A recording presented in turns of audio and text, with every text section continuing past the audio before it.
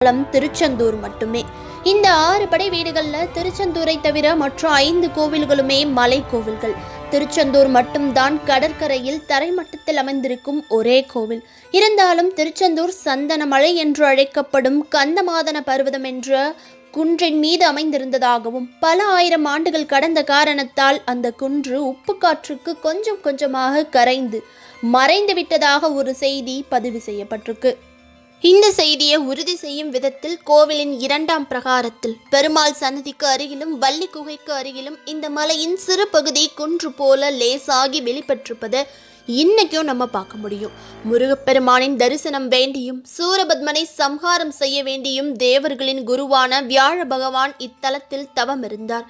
இந்த சமயம் தேவர்களின் படைத்தளபதியாக நியமனம் செய்யப்பட்ட ஆறுமுகன் சூரபத்மன் மீது படையெடுத்தார். வீரபாகு தேவர் மற்றும் லட்சக்கணக்கான படை வீரர்களுடன் ஆவேசத்துடன்